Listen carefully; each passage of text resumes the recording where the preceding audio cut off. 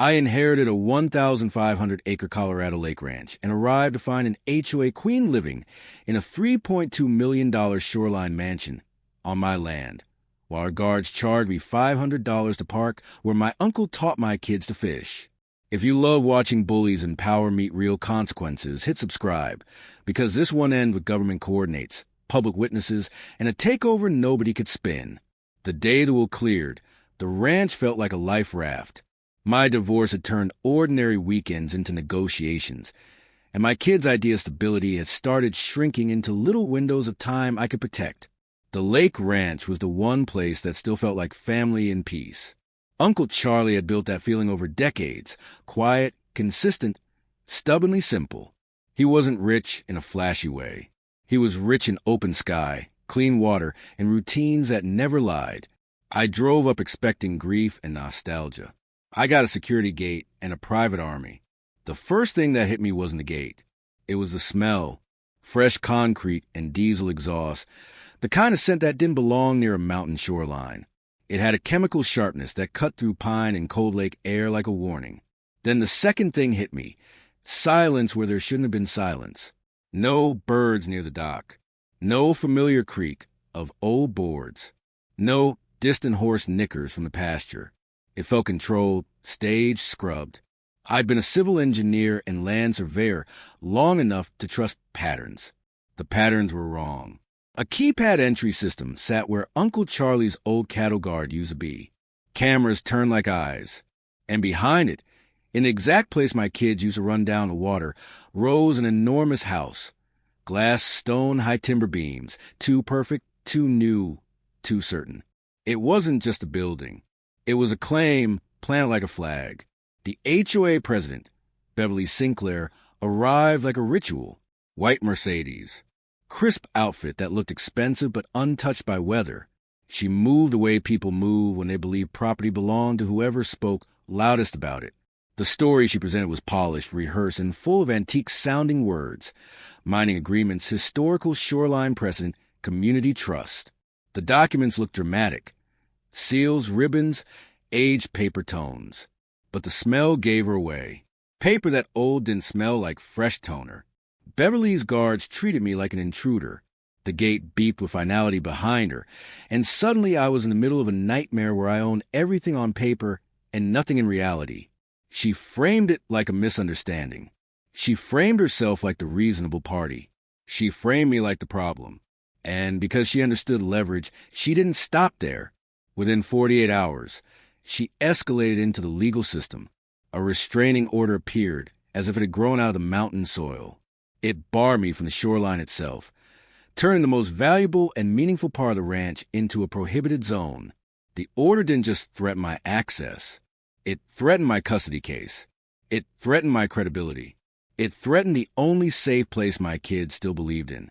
I couldn't bring Emma and Tyler up there with armed guards and gates and legal paperwork. Their mother didn't need a real reason to push for reduced time. She only needed an argument. Beverly was building her argument for her. That night in a hotel room, I laid out what I had.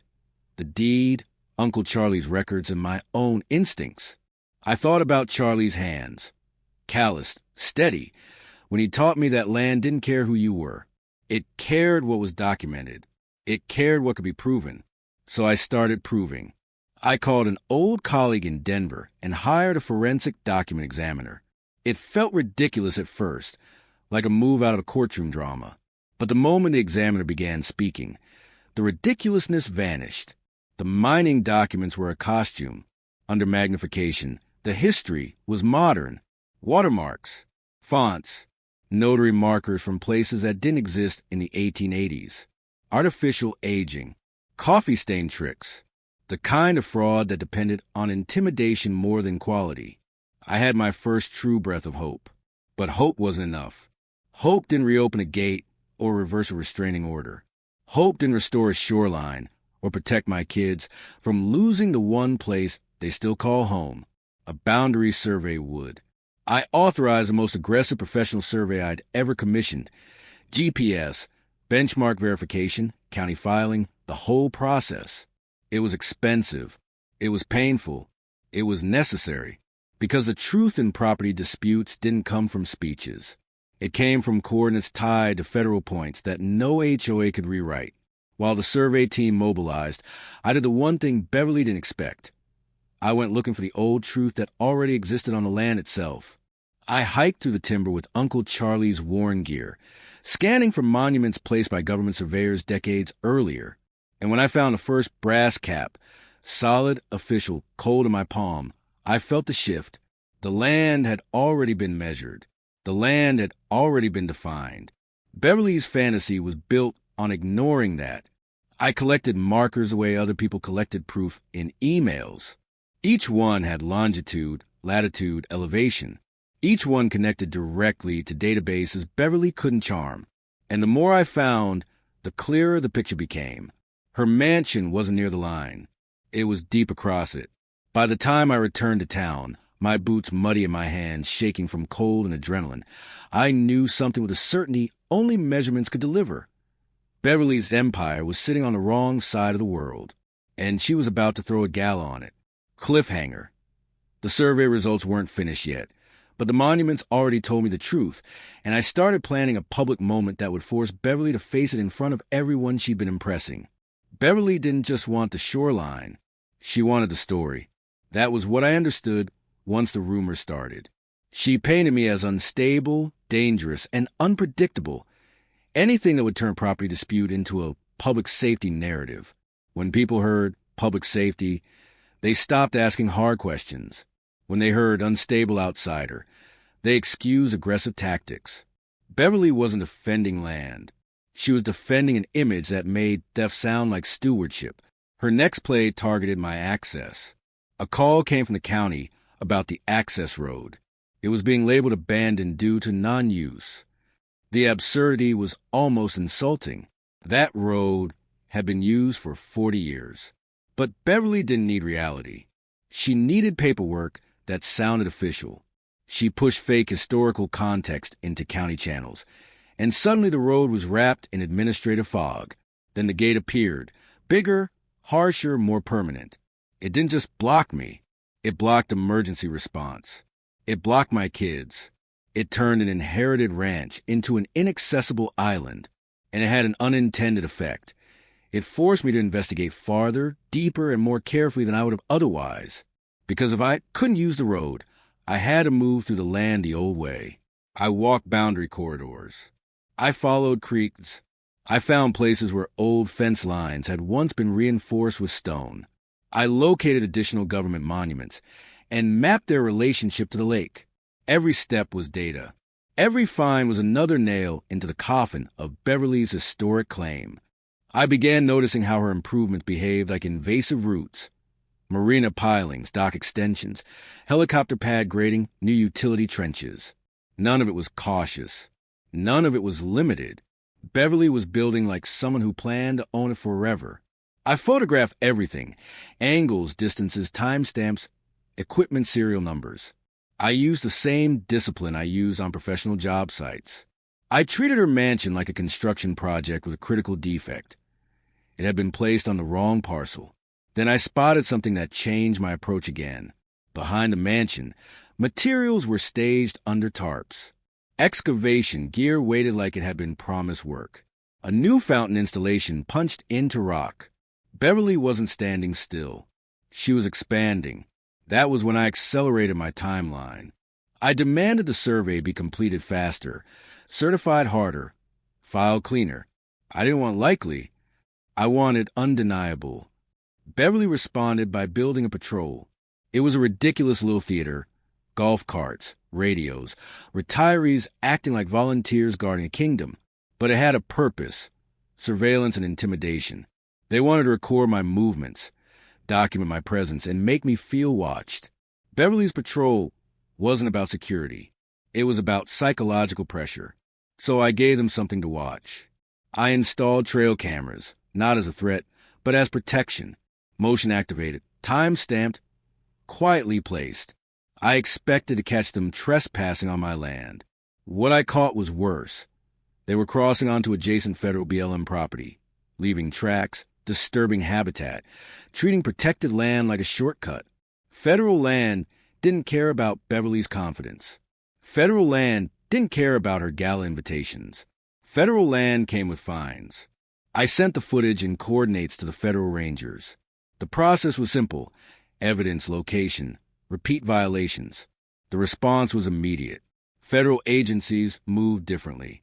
They didn't negotiate with a neighborhood queen. They documented, issued notices, and escalated. While that began turning, I built something that felt like my uncle would have understood. Something practical and decisive. The creek line on my side had once been crossed by a simple wooden bridge. Beverly's improvements had removed it, probably because simple didn't fit her aesthetic. The footings remained. So I rebuilt the bridge, solid, clean, safe, exactly the kind of structure no one could accuse of being reckless. But beneath it, hidden from casual view, I installed a hydraulic system. The concept was straightforward engineering: a center span designed to retract, a controlled drop into the creek. Nothing explosive, nothing dangerous, just a private access control mechanism on private property. The bridge looked permanent, behaved permanent, until it didn't. I tested it at night, listening to the quiet hum of hydraulics, watching the span lower smoothly and rise again. It felt like restoring agency. Beverly had tried to seize my access with bureaucracy. I was responding with mechanics and law. Then the invitation arrived. Beverly's charity gala. 200 donors. County officials. Media coverage. A celebration of preservation on a shoreline that didn't belong to her. A victory party for stealing my inheritance. The survey wasn't finished yet, but my monument data already told the truth. And I realized the gala was more than a party. It was a stage. Beverly had gathered witnesses for me. Cliffhanger. The survey team promised delivery within days, and I knew that when it arrived, I'd have the legal truth in my hands right before Beverly stepped onto a microphone in front of 200 people on my land. The certified boundary survey arrived like a verdict. It wasn't a guess. It wasn't a local opinion. It was tied to federal benchmarks and recorded monuments that had existed longer than Beverly's ego. The map overlays were clinical and brutal. The legal descriptions were precise enough to make a courtroom quiet. Beverly's mansion was not near the boundary. It sat hundreds of feet onto my land. The marina, the helicopter pad, the fountain, the graded access lanes, every bit was on my side. Worse, it was outside the HOA's platted territory entirely. Beverly's community wasn't a community at the shoreline. It was a hillside boundary far away from the lake. She had built an empire based on assumption and intimidation. I met with the survey lead and reviewed the supporting evidence. Coordinate lists, monument references, county filing confirmations. Then I saw the detail that turned this from a theft into something closer to organized fraud. The construction permits Beverly had filed didn't match where anything was built. The coordinates in her applications placed the structures in a location that would have been inside the HOA's legitimate area. But the actual structures were built somewhere else entirely. That wasn't a misunderstanding. That was permit deception, filing one location and constructing another. I also reviewed the tax records. Beverly paid taxes on a smaller parcel, while benefiting from improvements covering a much larger area. My area. She had a pattern. Claim small for taxes.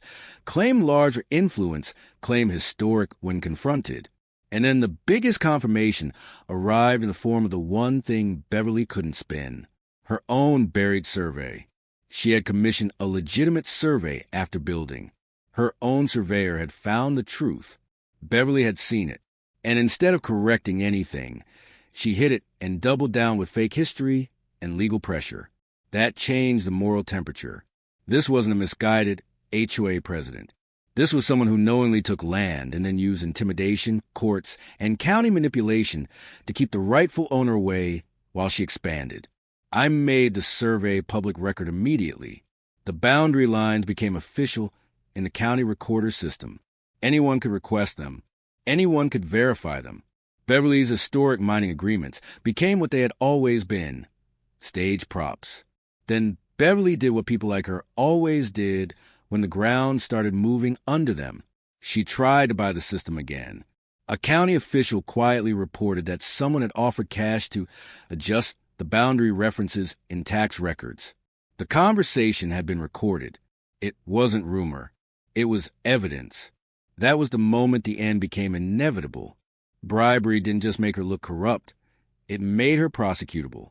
It shifted scrutiny beyond HOA drama and into government integrity. It invited agencies and investigators that didn't care how many donors Beverly knew. Beverly panicked and tried another tactic. Media manipulation. She fed local outlets a story about dangerous devices, outsider interference, and community threats. She expected cameras to shame me. Instead, the cameras found certified maps, forensic results, and a restrained man holding proof. I didn't raise my voice. I didn't need to. I laid out the facts with the calm of someone whose work lived in measurements. I presented the document analysis that exposed the fake mining papers.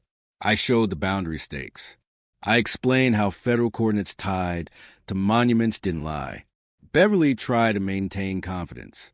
But confidence wasn't evidence. She retreated into attorney language and avoided direct answers. She left quickly, and that flight, on camera, told its own story. By Saturday, the gala was ready. Caterers arrived. The shoreline buzzed with music and expensive perfume. Cars rolled in like a parade of polished metal. Donors arrived in designer clothing, smiling at each other, confident they were attending something virtuous. They were attending a crime scene. I positioned myself where the bridge, the mansion, and the shoreline were all visible. My trail cameras were set. The boundary stakes were in bright flags along the true line, placed not as a threat, but as a reminder that reality had edges. At sunset, Beverly stepped onto her deck with a microphone. She spoke about preservation. She spoke about legacy. She spoke about protecting community land from selfish outsiders. And she did it standing on my property, with my coordinates filed in the county record, with a forensic report proving her papers were fake, with the media rolling. I watched her face as she saw the camera angle pivot toward me. I watched her expression tighten as the crowd's curiosity turned toward the survey map in my hands. I watched her realize too late that her victory party had become the perfect courtroom. 200 witnesses, public documentation, and a boundary line she couldn't talk her way out of. Cliffhanger. As Beverly raised her documents for the crowd to applaud, I moved toward the hidden control that would make every single person at that gala understand what private property actually meant. The first thing the crowd noticed wasn't the bridge moving. It was the silence that arrived just before it did. Beverly had been performing confidence, the same way she always did. Speaking like ownership was a tone of voice rather than a recorded fact. Her guests nodded because they trusted appearances. They trusted wealth. They trusted the kind of certainty that expensive people carry like perfume. Then I unfolded the certified boundary survey on a table near the deck, and everything shifted. The map wasn't emotional. It wasn't angry. It was clean, labeled, anchored to benchmarks that existed outside human drama. I pointed out the monuments, the coordinates, the county recorder filing. I highlighted the measured offsets, hundreds of feet, the mansion footprint, the marina, the helipad, all on my parcel. County officials leaned closer. Donors who understood property values read the numbers twice. People who had been smiling started doing quiet math in their heads. Beverly tried to interrupt, but every word from her mouth sounded less like authority and more like noise against a document that didn't care about her status. Then she made the mistake people like her always made. She claimed her historical documents were stronger than any modern survey. That was the moment I revealed the forensic analysis. Modern watermark, modern printing, modern notary stamp. The 1880s claim collapsed into a cheap trick. The crowd's reaction was not outrage at me. It was a sudden realization that they had been used as props in someone else's lie. Beverly's face tightened into something harder, more desperate. The performance was slipping. I checked that the last vehicles had crossed the bridge. I checked that the cameras had clean lines of sight. I checked that the sheriff had been notified. Everything was documented, coordinated, and legal. Then I activated the hydraulics. The bridge's center span lowered with controlled precision. No bang. No chaos. Just a smooth mechanical drop into the creek, creating a gap wide enough to stop any vehicle from crossing. The effect on the crowd was immediate and visible. People turned toward the bridge. People turned toward their cars. People turned back toward Beverly, suddenly understanding what had happened. Access had become permission, and permission had become law. Beverly reacted the way she always did when control left her hands. She escalated. She tried to frame it as danger, sabotage, threat. But no one was hurt. Nothing exploded. Nothing was reckless. It was simply a bridge on private land being controlled by its rightful owner. Then the sheriff arrived, calm, professional, and carrying documents that didn't care about Beverly's donations. The legal papers were served in front of her guests and the cameras. Fraud, willful trespass, filing false reports, attempted bribery. The list wasn't dramatic. It was long. Beverly's confidence didn't shatter in one big moment. It drained out of her in layers as she understood, in front of everyone she had tried to impress, that the system had stopped bending. Her donors backed away like they had just realized they were standing too close to fire. County officials looked like people who had narrowly avoided being photographed, endorsing the wrong side. Even the guests who didn't understand surveys understood handcuffs. And as the evening faded, the irony turned sharp enough to taste. Beverly had built her mansion to control the shoreline, and in the end she couldn't control the path off it. The aftermath moved faster than Beverly expected. Once the survey was public, agencies began stacking consequences. The permit mismatch became a serious problem. The federal land trespass footage became a separate set of fines. The tax discrepancies triggered audits. People who once nodded politely at Beverly started asking for distance from her. The ranch itself began to feel like it could breathe again. The shoreline wasn't community space. It was what it always had been, my family's, the place where Uncle Charlie taught my kids to fish. The place where my own life could stop being a courtroom and start being a home again. Later, when the legal machinery finished grinding, the result wasn't just money or apologies. It was restoration. Structures built without permission faced removal orders. Damages were assessed based on willful trespass. The HOA's authority near the lake dissolved under the weight of recorded truth. Beverly's story, built on costume documents and intimidation, collapsed into a public lesson about what happens when you confuse confidence with ownership.